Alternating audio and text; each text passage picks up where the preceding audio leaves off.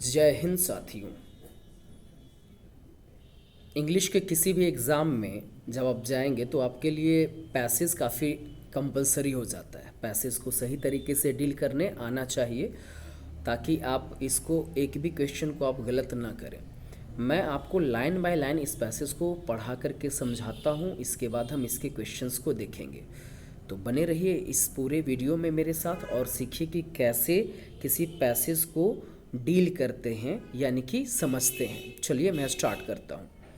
Street theatre in India is a well established ancient form. ध्यान दीजिएगा, जो सड़क पर नाटक होता है हमारे देश में, ये प्राचीन कला का एक बहुत ही स्थापित ये नमूना आपको देखने को मिलता है। अब स्ट्रीट थिएटर क्या होता है इसको मैं आम लैंग्वेज में आपको समझा देता हूँ।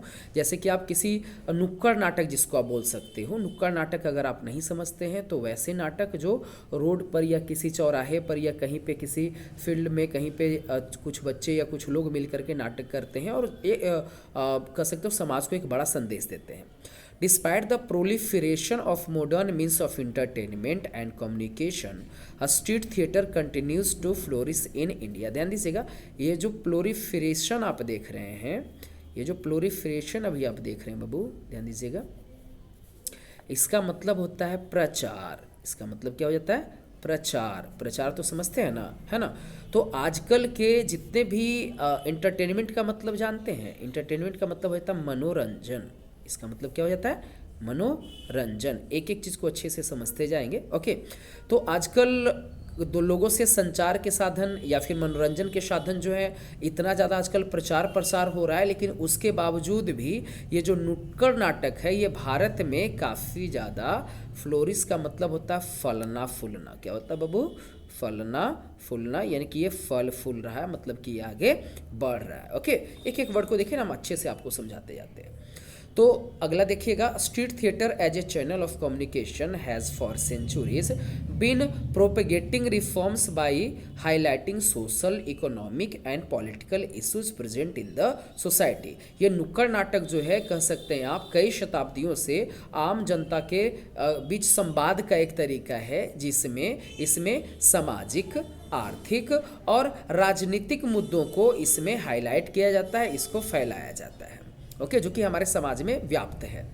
Unlike in the olden days, its performance is no longer restricted to villages और small localities of the city. अच्छा, पुराने दिनों में क्या था कि ये इसका जो परफॉर्मेंस है ना, ये कहीं ना कहीं कह सकते हो गाँव तक ही सीमित था, लेकिन आजकल ये गाँव या छोटे शहरों तक सीमित नहीं है, ये बड़े बड़े जगहों तक ये आपको देखने को मिल जाता है। Today, a small groups of performers, including students, would stage performances to mobilize public opinion or to help create or raise awareness over a particular issues of public importance।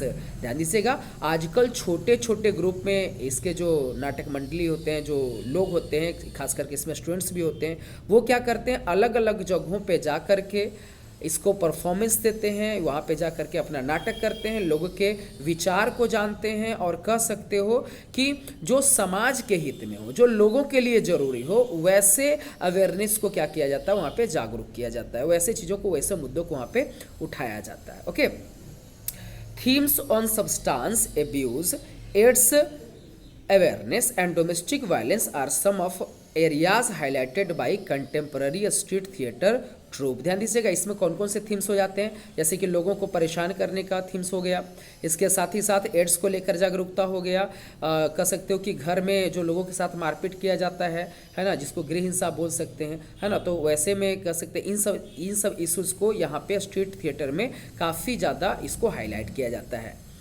अगला आपको बताया जाता है कि अनलाइक, थोड़ा सा मैं आगे कर लेता हूँ ताकि पूरा पैसेज आपके सामने आ जाए, है ना। अब देखिएगा, unlike in regular drama, street drama employ very little props and images. ध्यान दीजिएगा, अच्छा, जो रेगुलर ड्रामा होता है उसमें बहुत ज़्यादा इमेजेस का यूज़ किया जाता है, बहुत ज़्यादा ड्रेस ये सब का यूज़ किया जाता है, लेकिन जो स्ट्रीट थिएटर होता है उसमें बहुत कम इमेजेस की यूज़ किए जाते हैं और बहुत ही कम ड्रेस ये सब का यूज़ किया जाता है। The human body becomes the main tool in which choreography, mime, dialogues, songs and slogans are extensively use. ध्यान दीजिएगा, ये नुक्कड़ नाटक में खास करके मनुष्यों के द्वारा, यानी कि जो बेचारा जो वहाँ पे एक्टिंग कर रहा होता है वही सारा चीज़ मेन रूप से होता है, वही कोरियोग्राफी करता है, वही मीम वहाँ पे बनाता है, यानी कुछ बन करके दिखाता है। जैसे कि मान लो जब पेड़ बनना हो तो बगल में कोई एक लड़का पेड़ बन करके खड़ा हो गया, डायलॉग भी खुद बनाता है, गाने भी खुद गाता, स्लोगन्स भी खुद ही बोलता है, मतलब सारा चीज़ वहाँ पे लोग ही करते हैं, कोई चीज़ अलग से दिखाने का जरिया वहाँ पे नहीं होता है। Okay, street theatre is one of the most intimate media. ध्यान दीजिएगा, स्ट्रीट थिएटर जो है एक कह सकते हो कि बहुत ही कह सकते हैं कि एक तरीके से सुपरिचित जिसको बोल सकते हैं ये साधन है।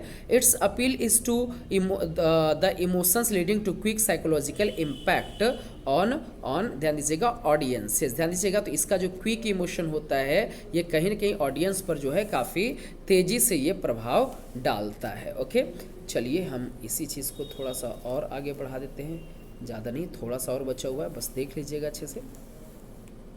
चलिए ध्यान दे, इसके बाद और क्या क्या ज़रा देखिएगा।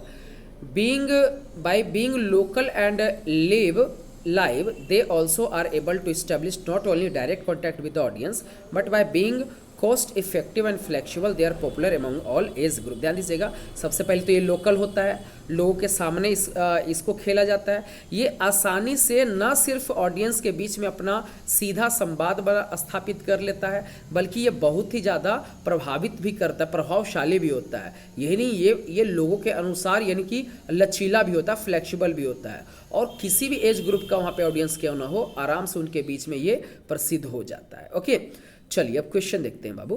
Modern means of entertainment and communication. ध्यान दीजिएगा, मॉडर्न मीन्स आजकल के जितने भी मनोरंजन के साधन या कम्युनिकेशन हैं, क्या वो इफेक्ट किए हैं स्ट्रीट थिएटर को? तो कह सकते हैं आप, जैसा कि बताया गया कि इसके कारण कोई इफेक्ट नहीं हुआ है। सही आंसर इसका कौन सा हो जाएगा? बी इसका सही आंसर हो जाएगा। सही आंसर कौन सा हो जाएगा इसका? तो बी इसका सही आंसर हो जाएगा, है ना। अगला है, in the olden days street theatre to villages and small localities of the city. पुराने दिनों में जो स्ट्रीट थिएटर था वो गांव कस्बों तक ही सीमित था, है ना। जाहिर सी बात है, इसका सही आंसर कौन सा हो जाएगा? तो इसका सही आंसर हो जाएगा ए हो जाएगा। एकदम आराम से सही से जब समझ लीजिएगा ना तो खुद से बना लीजिएगा। आप क्वेश्चन आपके सामने में अगर दिख रहा है तो कमेंट बॉक्स में मेरे बोलने से पहले यहाँ पर ABCD आप टाइप कर सकते हैं, है ना, अगर आप समझ गए तो। Street theatre usually with the issues of public and importance. अब बताइए क्या होता है? तो स्ट्रीट थिएटर जो होता है वो यूजुअली क्या करता है? क्या करता है? तो ध्यान दीजिएगा, ये क्या करता है? उस मुद्दे को सुलझाता है। सही आंसर कौन सा हो जाएगा?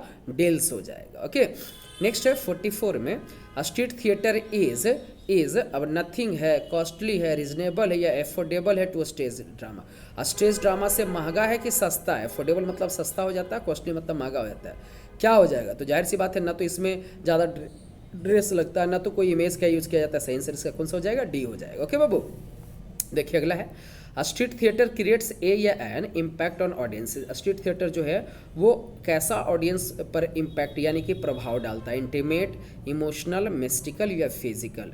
ध्यान दीजिएगा, इंटीमेट जो देख रहे हो इसका मतलब हो जाता है बहुत ही ज़्यादा कह सकते हैं सुपरिचित।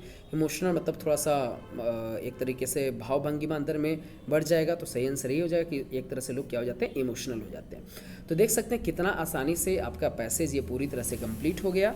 सही से चीज़ों को समझेंगे तो आराम से कंप्लीट हो जाएगा। ऐसे ही और वीडियो को देखने के लिए हमारे चैनल को सब्सक्राइब कीजिए, लाइक कीजिए, शेयर कीजिए। थैंक यू, मिलते हैं अगले वीडियो में जल्द ही।